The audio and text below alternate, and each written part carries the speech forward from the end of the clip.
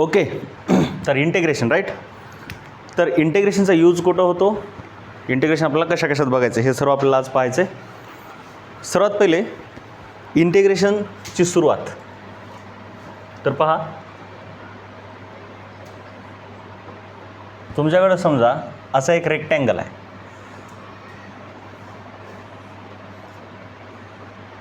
हे लेटेस्ट से Y axis आहे, दिस is x axis.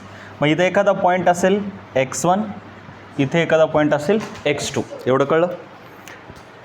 So the area of this rectangle, this shaded area, तुम्ही easily सांगू शकता this length into this breadth, right. Area of the rectangle clear, length into breadth. Now can I say that this length is the value of y, g की constant आहे. Value of y इथं change व्हायला करे, इथून इथं बिलकुल change होत नाही. So this is y multiplied by this, this is delta x. You can say this as delta x, change in x.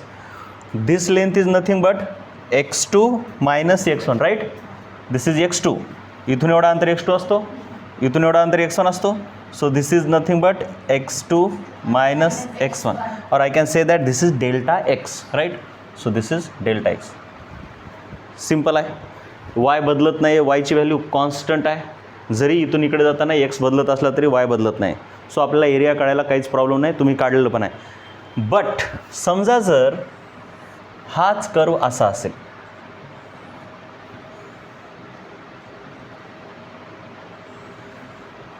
जिथे की वाय कॉन्स्टंटली चेंज व्हायला आहे. जसं एक्स बदलायला आहे तसं वाय चेंज व्हायला आहे का नाही.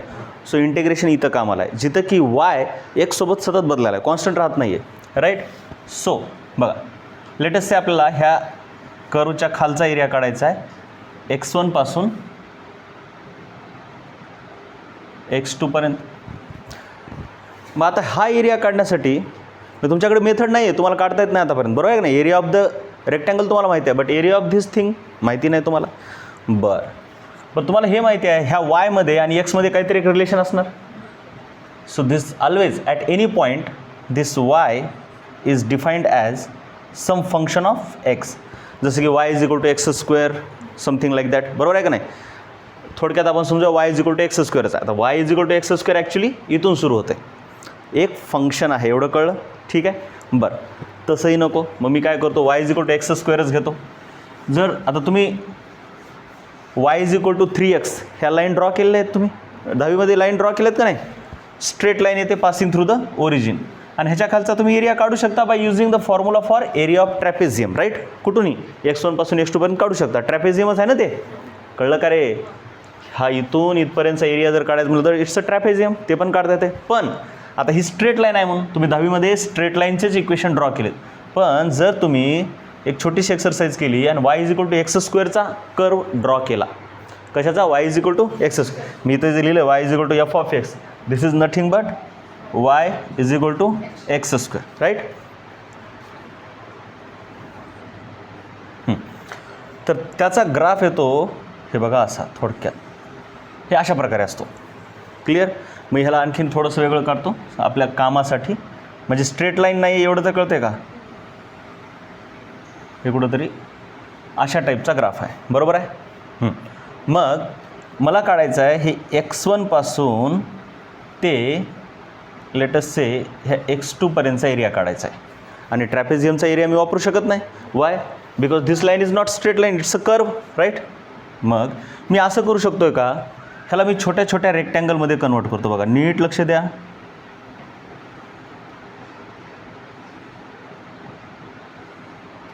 हे छोटे छोटे छोटे छोटे, हा मोठा जो आहे लाईक दिस, कुठून x1 पासून x2 पर्यंत, latest say this is P point and this is Q point. हा P x1 x2 Q हा काही रेक्टँगल नाही आहे, बट मी ज्यावेळेस असं लिहितो आहे त्यावेळेस हा जो छोटासा पार्ट आहे तो इथून एवढा पार्ट तर रेक्टँगल आहे एवढं कळतं आहे. बघा बरं, जरा जरा काय म्हणतो मी, हा पार्ट रेक्टँगल आहे. कळलं का हो, जरा कळलं का. बरं, ह्या मी जरा तुम्हाला दिसण्यासारख्या स्ट्रिप काढल्यात. मी आणखीन छोट्या करत गेलो ह्या स्ट्रिप्सला, नीट लक्ष द्या जरा. पुन्हा एकदा मी काय करत आहे, असे छोटे छोटे छोटे रेक्टँगल करतो आहे. मग हा पहिला रेक्टँगल, हा दुसरा, हा तिसरा, हा चौथा, राईट. आणि हा जो टोटल एरिया आहे, so this area of this curve can be given as area of this all small rectangles, area 1 plus area 2 plus and so on, जेवढे काय रेक्टँगल आहेत. पण तुम्हाला एक प्रश्न येईल, सर असं कसं, हे तर एरिया राहायला आहे ना, छोटीशी एरर व्हायला आहे का नाही, व्हायला आहे का नाही. बरं मी समजा हे तुकडा छोटा करत गेलो, आणखीन छोटा केला, ह्याला आणखीन छोटं छोटं छोटं केलं दिसण्यासाठी, मी इथं करतो छोटं.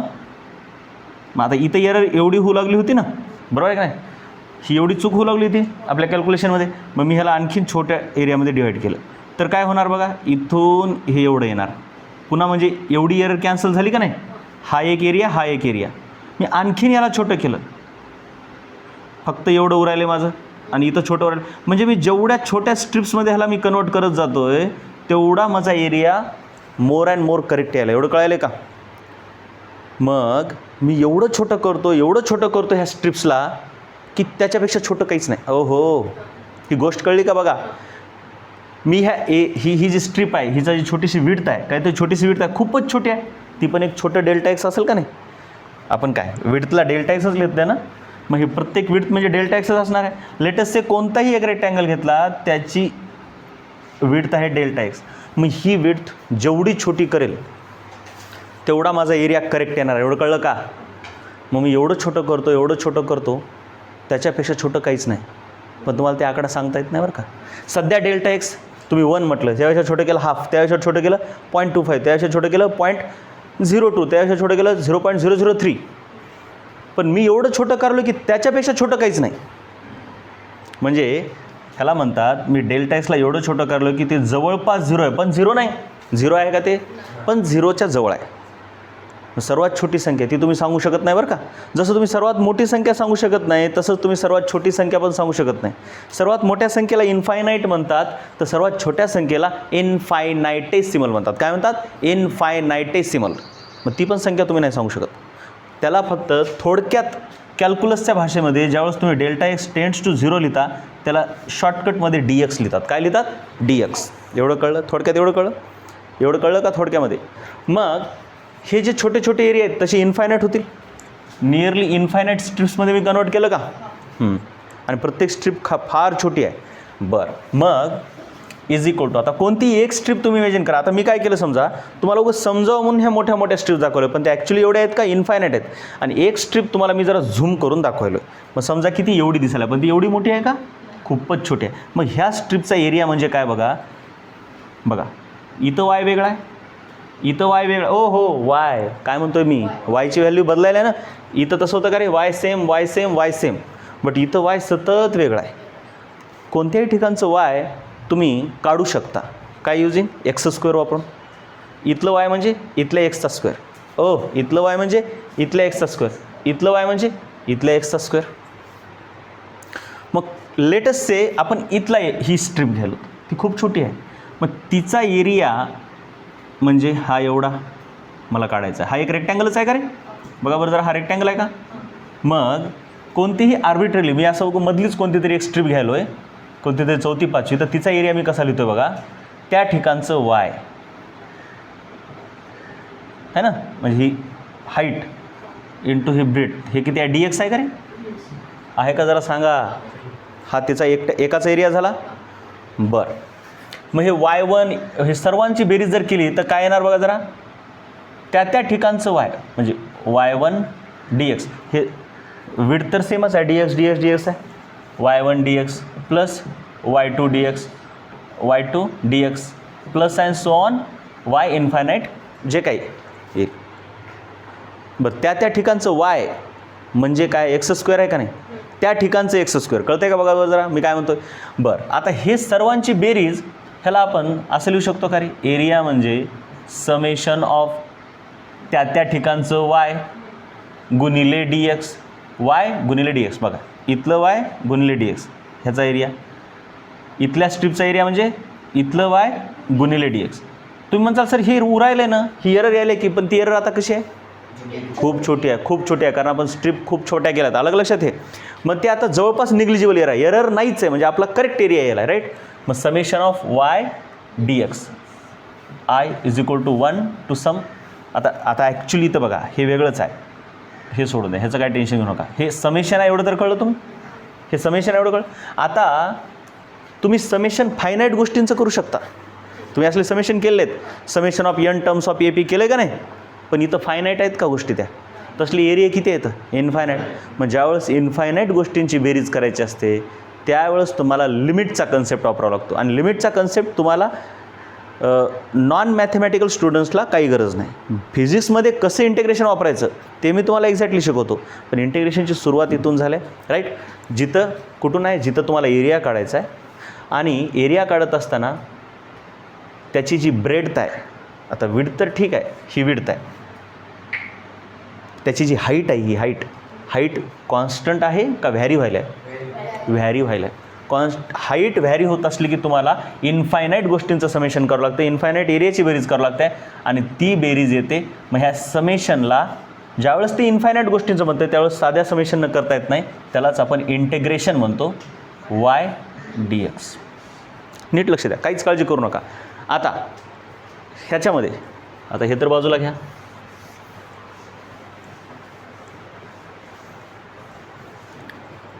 मग आता नीट लक्ष द्या.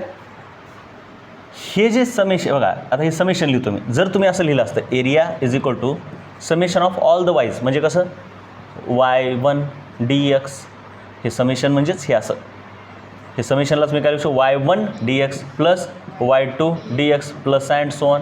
बरं, y1 म्हणजे ऑलवेज काय रे, x² dx प्लस त्या ठिकाणचं हे x1² dx, इथलं काय होणार x2² dx, x3² आणि असं इन्फायनाईट वेळेस होईल, इन्फायनाईट वेळेस. मग असली बेरीज तुम्हाला नाही करता येत. असली बेरीज करण्याचे डेरिवेशन मॅथमॅटिक्समध्ये आहेत, पण तुम्ही त्याला ताण घ्यायचा नाही. ह्यालाच म्हणतात ह्याचं इंटिग्रेशन करणे. म्हणजे आता हे असं इन्फायनाईट झालं की त्याला सिम्पली काय लिहिलं तर असं न लिहिता सरळ इंटिग्रेशन ऑफ x² dx. पुन्हा पुन्हा ते x²च आहे ना, मग इंटिग्रेशन ऑफ x² dx. मग ह्या x²चं इन्फायनाईट वेळेस बेरीज केली आणि ती कुठून कुठपर्यंत, x1 पासून x2 पर्यंत, x1 पासून x2 पर्यंत. मग ह्याची बेरीज केल्यावर काय येतं आहे, त्याचेही डेरिवेशन आहेत. जर बेसिक मॅथमॅटिक्सपासून करायचं झालं तर त्याचेही डेरिवेशन आहेत, पण ते आपल्याला डेरिवेशन लर्न करायचे नाहीत. मी फक्त ह्याचं बेसिस सांगितलं की असं ज्यावेळेस सतत तुमची हाईट बदलत असते त्यावेळेस खालचा एरिया कसा काढायचा, फक्त मी सांगितलं. त्याला इंटिग्रेशन लागते, साध्या बेरजेने येत नाही. इथून आला इंटिग्रेशनचा कन्सेप्ट, एवढं कळलं. मग आता ह्याचं इंटिग्रेशन डायरेक्टली फॉर्म्युलाच आहे. x⁻n म्हटलं की 2 + 1 डिवायडेड बाय 2 + 1, ही जी पॉवर आहे ना त्यात 1 ॲड करायचं, 2 + 1 करायचं आणि हे लिमिट टाकतात. ही पद्धतच आहे x1 पासून x2 पर्यंत, अशी पद्धत आहे. आलं लक्षात. हे म्हणजे ॲक्च्युली काय, तुम्ही x1 टाकलं की तुम्हाला हा एवढा एरिया भेटतो, इथून एवढा, आणि x2 याच्यात टाकलं की तुम्हाला इथून एवढा एरिया भेटतो. मग ह्या एवढ्या एरियामधून तुम्ही एवढा एरिया वजा करायचा आहे. म्हणजेच हे कसं असतं लिहायचं असते बघा, x2 टाका, हे तर क्यूब होतं आहे, मग काय होतं आहे x2³ डिवायडेड बाय 3, आणि हे जे खालचं लिमिट असते त्याला काय करायचं ते मायनस लिहायचं आणि x1³ divided by 3.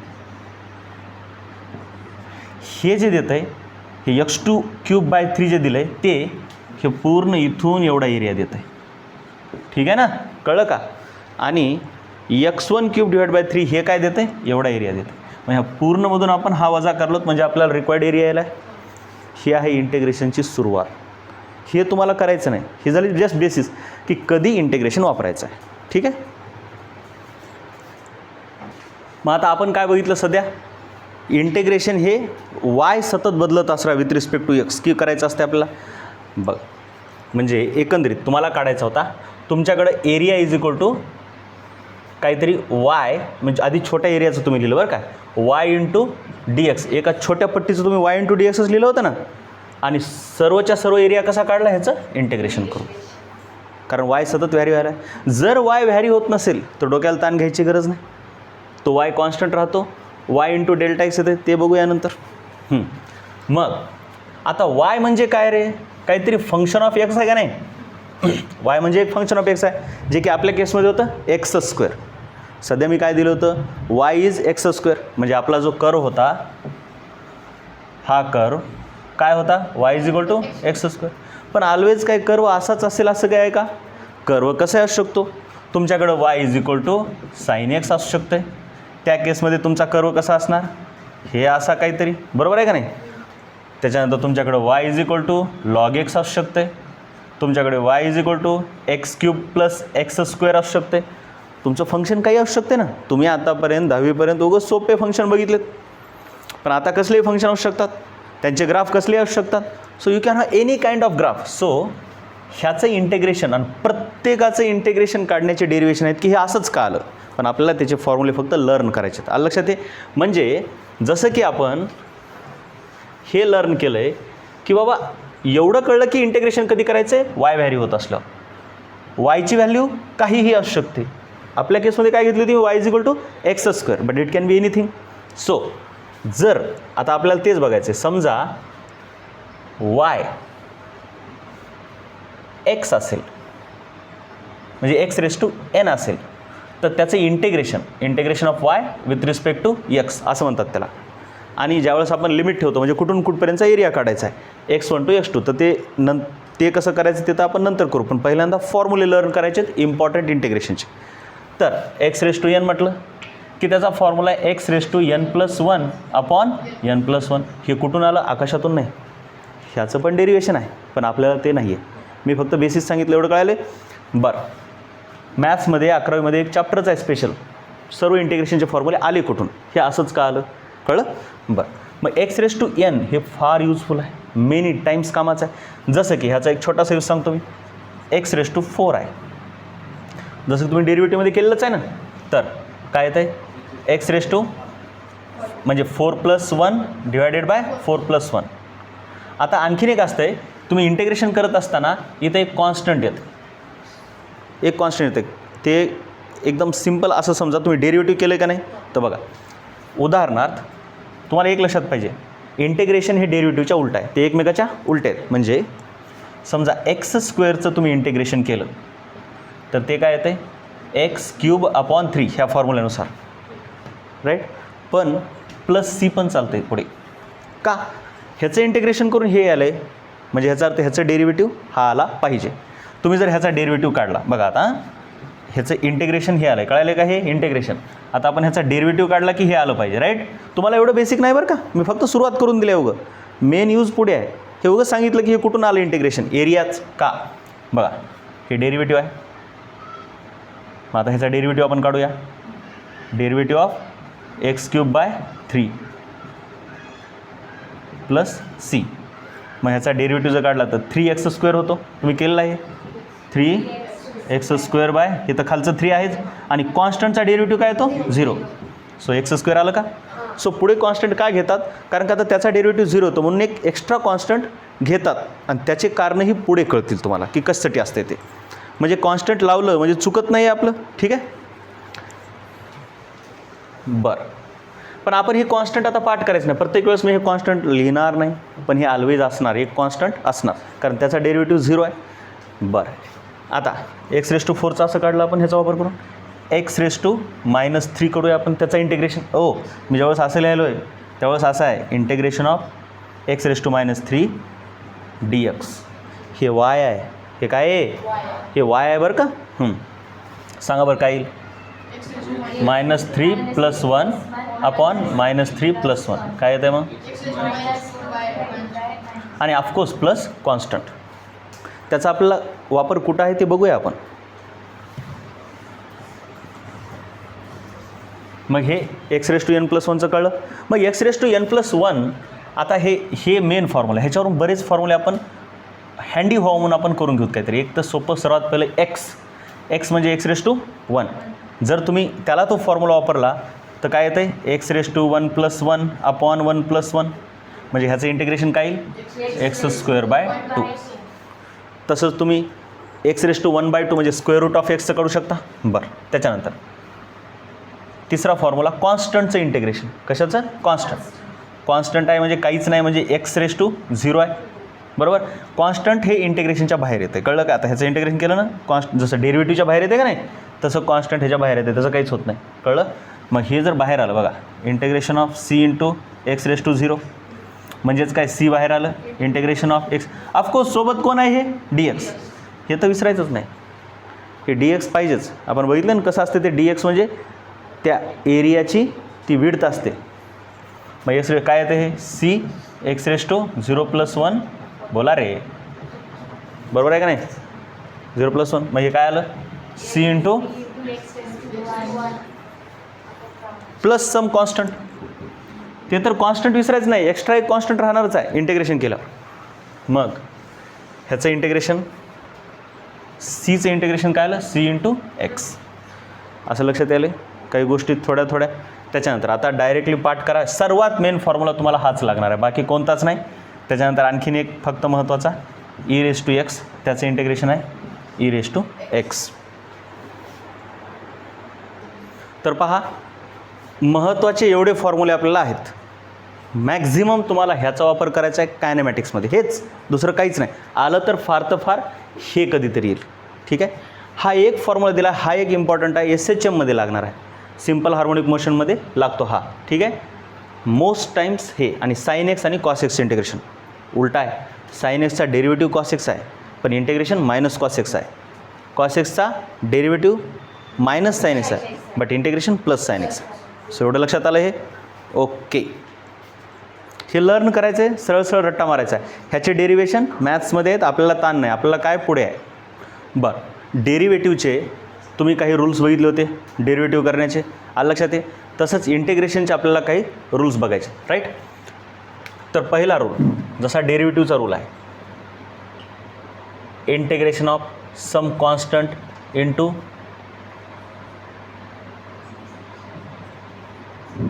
F of x is equal to that constant into integration of F of x. म्हणजे ते कॉन्स्टंट बाहेर येते, लक्षात आलं का? लक्षात आलं का? कॉन्स्टंट बाहेर जसं डेरिव्हेटिव्हच्या येते तसं. म्हणजे फॉर एक्झाम्पल एक्स स्क्वेअरचं